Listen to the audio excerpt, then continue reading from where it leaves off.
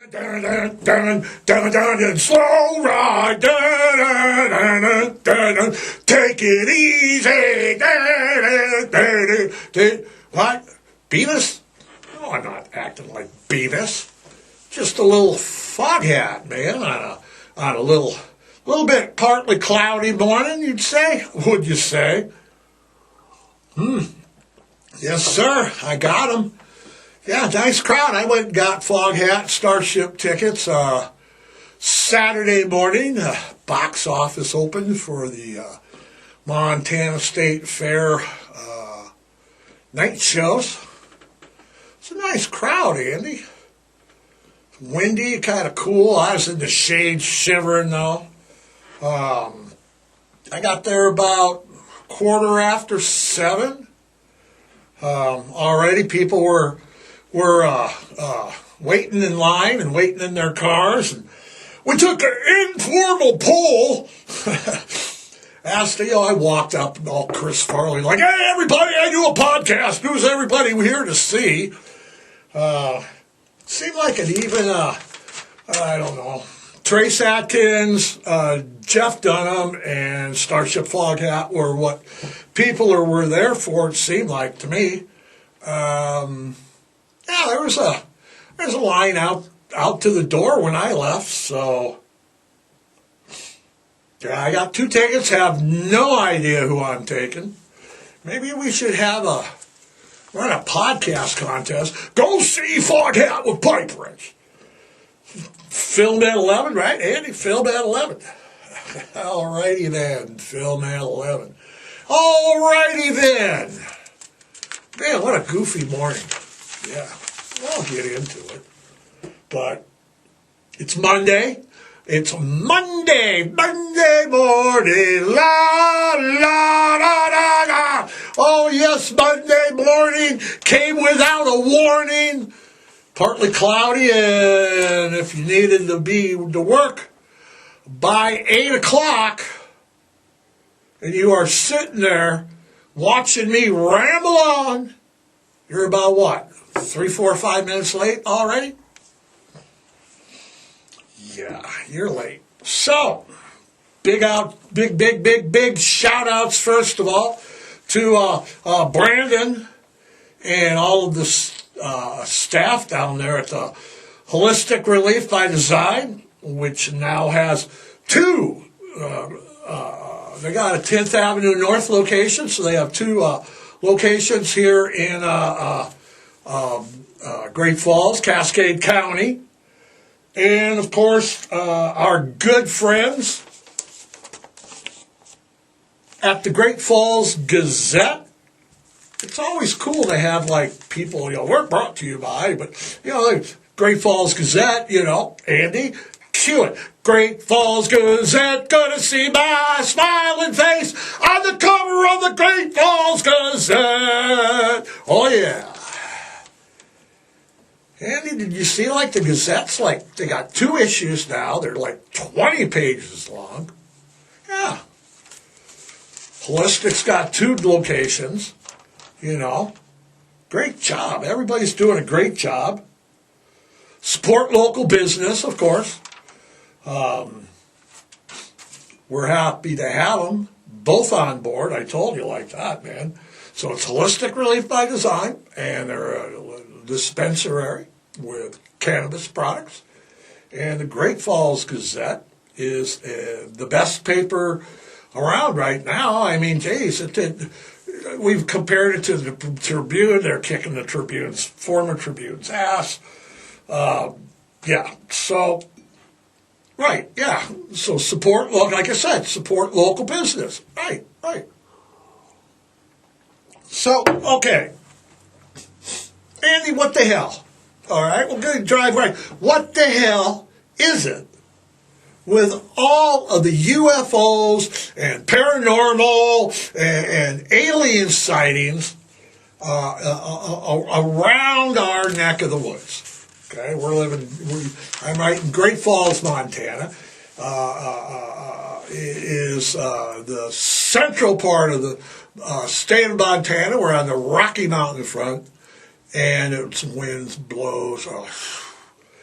Any which way wind blows, storm came just the other day, blew the house out a little way, I'm having so much, it's just windy. Anyway,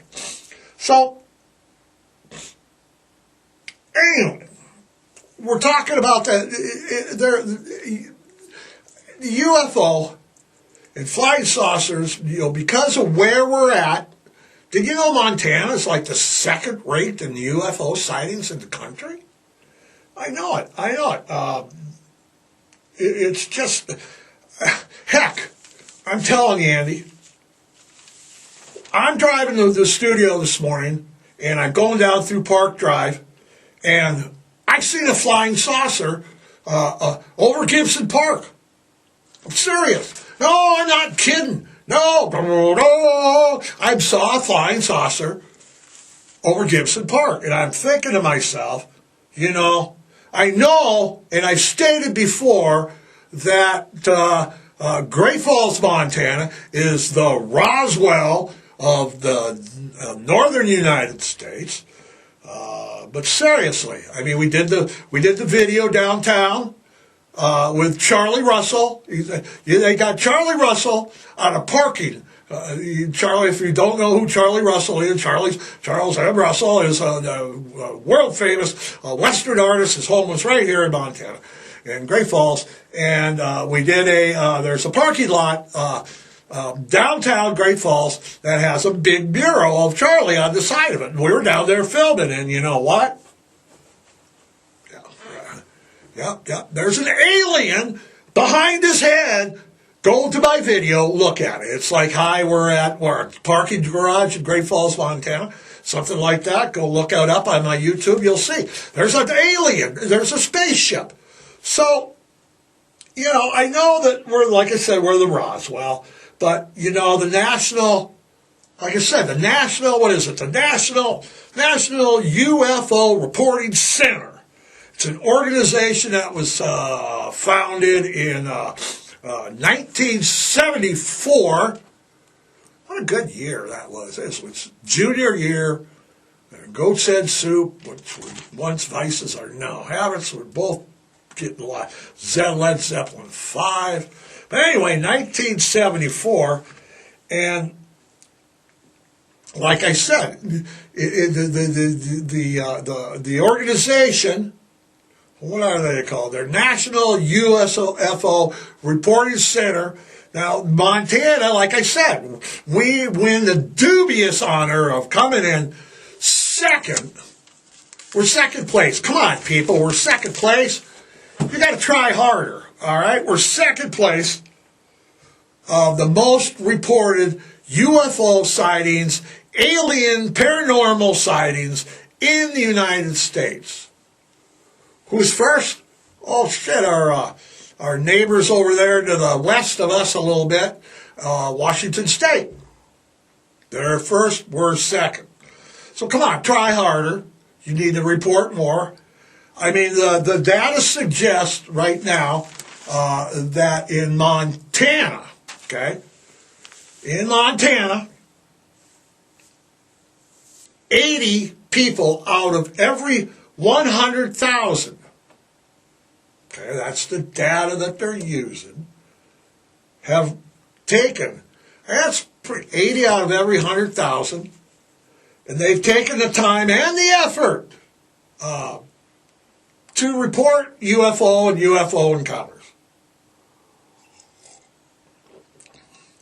Now, what about the people, Andy? What about the people? If 80 out of every 100,000 in Montana are reporting, and that puts the second reporting for UFO encounters. They're all here, comes the maelstrom. Then what about the people like me this morning who saw an alien spacecraft over Gibson Park? I did too. I am serious. It was like my favorite Martian or something. Okay?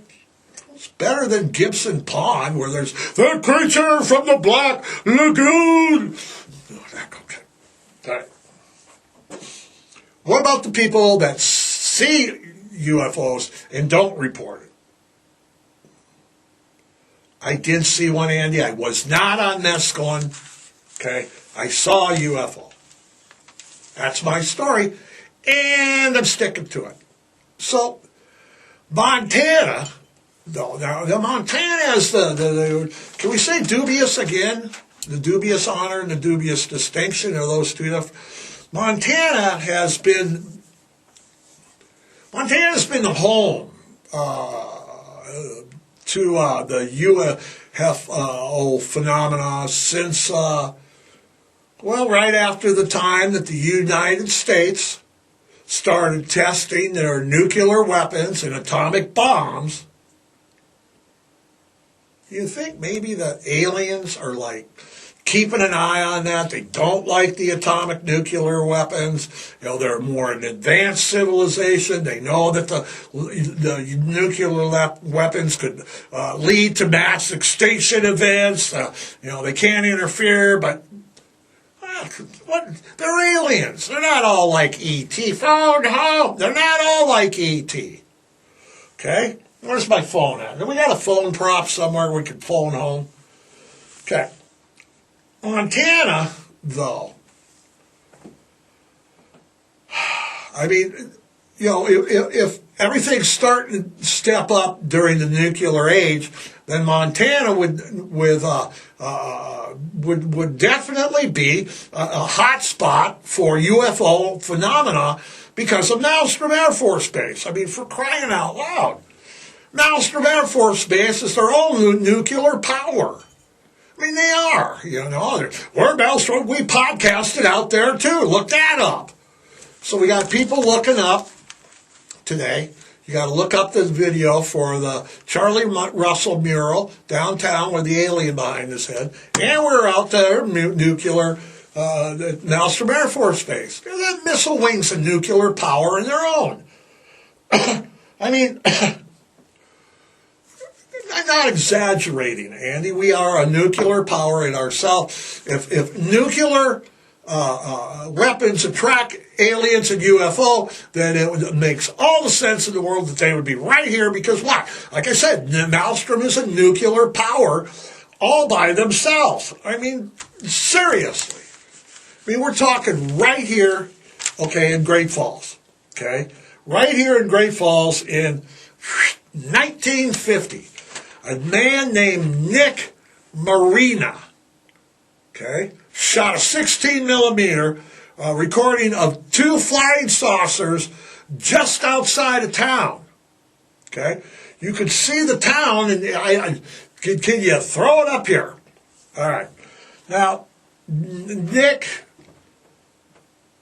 Well, the film itself is legend. Wait for it, legendary.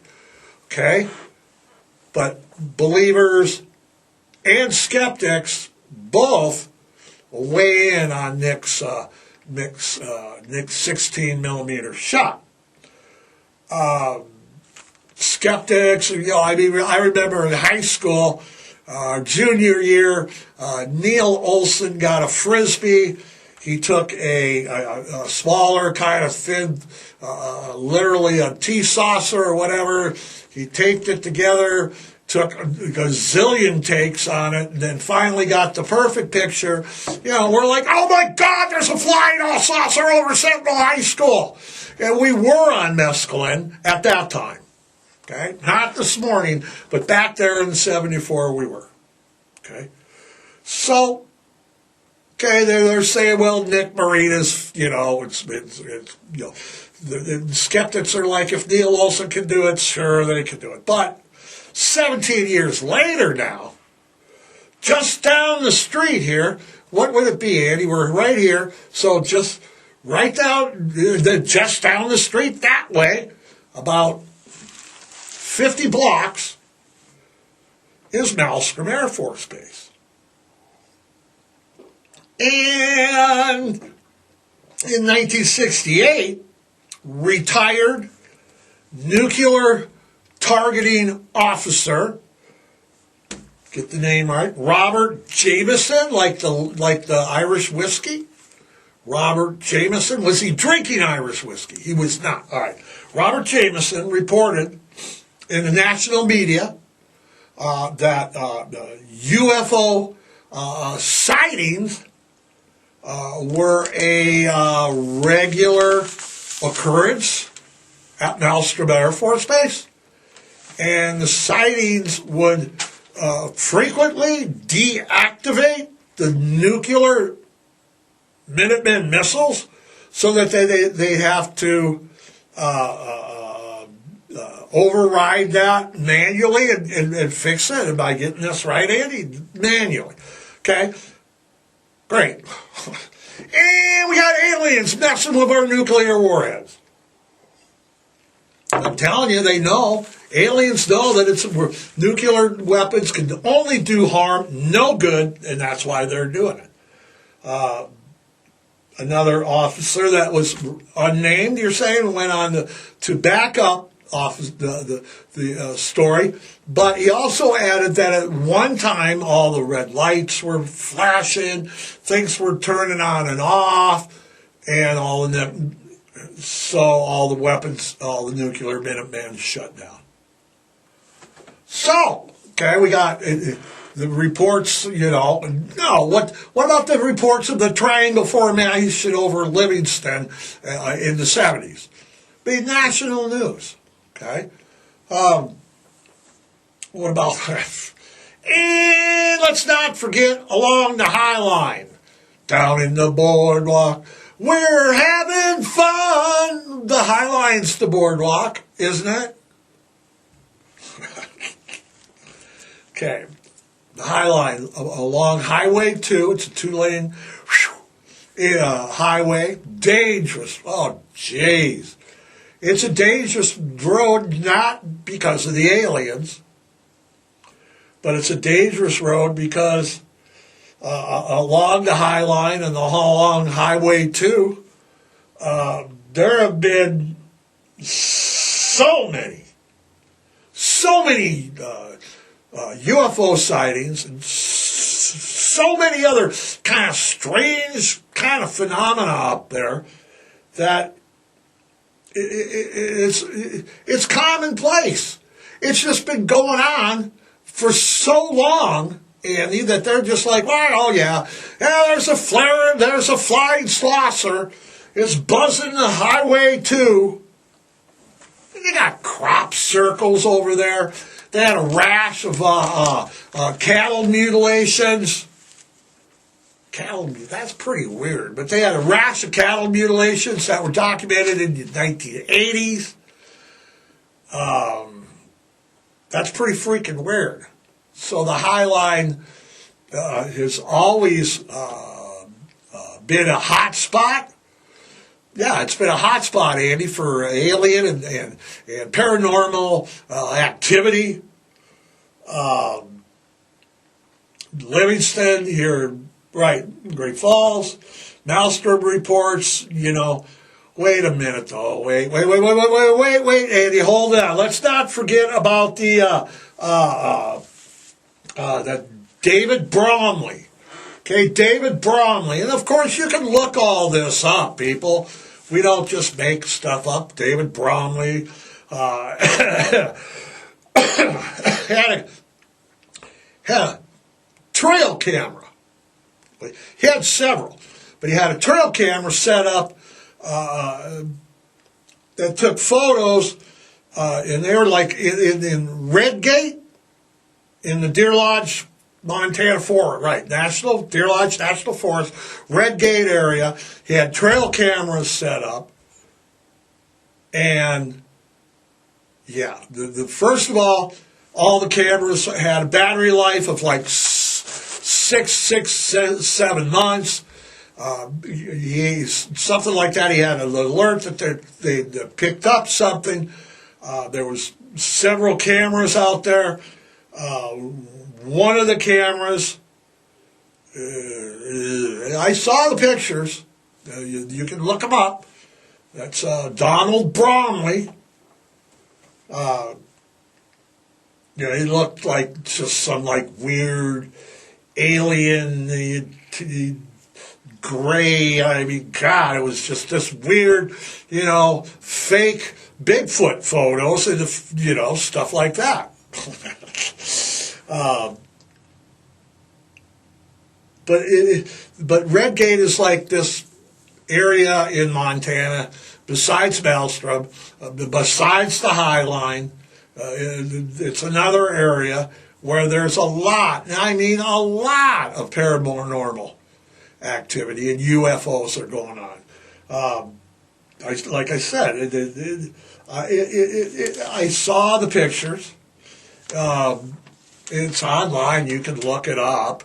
You got to look it up. You got to Google Donald Bromley.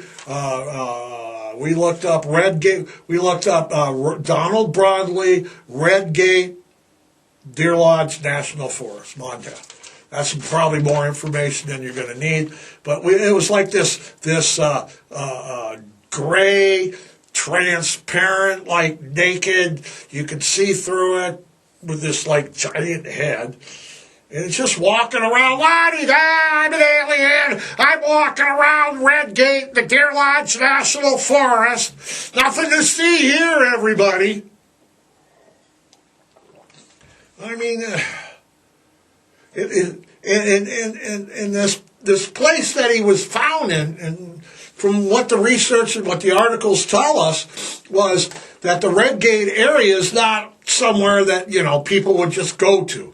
It's a hard area to get to. You got to pack in, pack out. It's a 1,000-foot elevation change. Right. So, it's extremely difficult for people out there. I mean, so, Montana's second rate. There's documentation everywhere that,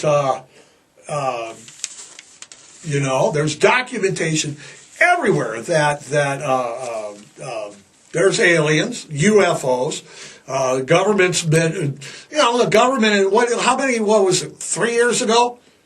During the pandemic, was it? Then Congress is like, yeah, there's UFOs, and everybody's like, yeah, so what? Move on. So we've acknowledged that there's extraterrestrial life. Montana's a hot spot. Montana's a real hot spot. Hell, they were at Gibson Park this morning feeding the ducks. All right? They were feeding the ducks. Alien bread, I don't know, Andy. I mean, geez, we got from Mars attacks, Mars attacks, to invasion of the body snatchers, War of the Worlds, the day the earth stood still. We're obsessed with aliens and alien encounters. I guess, I guess Scully and Mulder had it right. Yeah, the X-Files. Yep. The truth is out there. It is. Can you cue up the X-File theme? You cannot. Why? Because we get sued for copyright infringement. All right. So it's a hotbed. It's a hotbed for aliens. We've got reports from Air Force officials, reports from citizens, reports from pilots here at the Air Force Base. We have Congress. In Montana, we see more than anybody else in the United States except for Washington. It's kind of weird how we see more in Washington and second in Montana, but Idaho's right there in the middle, and they don't see. Yeah, Idaho doesn't see much. Yeah, we won't get into that. No, we won't. So, the truth is out there. No, there's aliens. They walk among us. Yeah, they do. There's aliens everywhere. Aliens everywhere. Is there a song, Aliens? No. UFO, the band, though, they were pretty good. I would be amiss if I didn't roll it up a little bit with the next. Fail to mention that today is May 20th, and today is also, it's a National Rescue Dog Day. I mean, come on, it's National Rescue Dog Day. So, Lisa, is it Weinbrick? Is that her name? Lisa Weinbrick? I'm looking it up. She came up with the concept of National Dog Day, Rescue Dog Day, in 2009 after she rescued her dog Cooper, okay, and several others. And she's a well-known author, as well as the founder of the Tales, like wagging tails, Tales, not tails, like a tail, like wagging a tail, Tales That Teach. Tales That Teach. It's an organization that teaches through book donations. I mentioned that Lisa was the author, and they teach and they donate books to and teachers kits for grades kindergarten through second grade to encourage literacy and to help introduce core values of kindness, compassion, and empathy towards dogs. She founded, it took her 10 years to get it to a national day that was recognized, but in 2019, we started recognizing National Rescue Dog Day thanks to Lisa's efforts. Yay, Lisa! All right. Now, according to the American Society for the Prevention of Cruelty to Animals, more than, this is staggering, more than 3 million dogs enter shelters and shelter care every year. That overpopulation is due to failure to spay and neuter, just common sense. Puppy mills, backyard breeders, they all contribute. But like I said, through her name is Lisa. Is it Wife Brinks? She campaigned for a National Rescue Day. She fosters, and she has developed through Tales that service dogs. She's doing so much for rescuing dogs today, and so much can be done. You all know that dogs can be great friends. They're teachers. They're helpers. but especially in the service dog organizations. Lisa's campaign and National Foster Day has helped branch other organizations that work with veterans out there that take foster and dogs and they turn them into service animals for veterans. This whole rescue day has been picking up steam as the years have gone by, and now it's just crazy, Andy. It's just like it's nuts. There's many organizations out there now that are finding that if you go to the shelters and get rescue dogs and train rescue dogs, they're wonderful service dogs.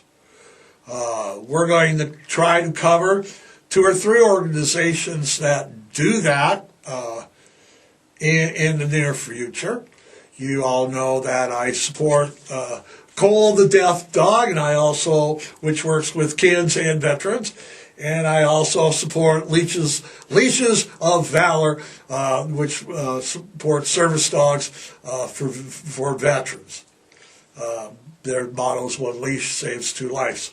So, on this rescue day, let's keep in mind that the good work that Lisa has started, maybe we could get the aliens that are buzzing around to help with the overpopulation in the shelters and rescue some dogs. And we could show the aliens just how nice and great a companion dog could be. So, Andy, we're good? Andy's giving me this sign, which means usually that we got to wind her up. So, I hope that you find an alien today. And hope you find a rescue dog today. Yeah, there's aliens. They're in park. They're in Gibson Park feeding the ducks, I'm telling you, man. Till next week. Not only rescue day, but every day. Please, please, please, spay and neuter. Adopt. Don't shop. Foster.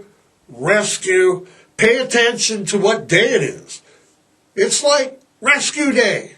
So guess what? Adopt a shelter pet today. Right, Andy? Right. Till next week, we are out of here. Andy, we're out of here? All right. Have a great week. Have a great Monday. We will see you next week. We are out of here.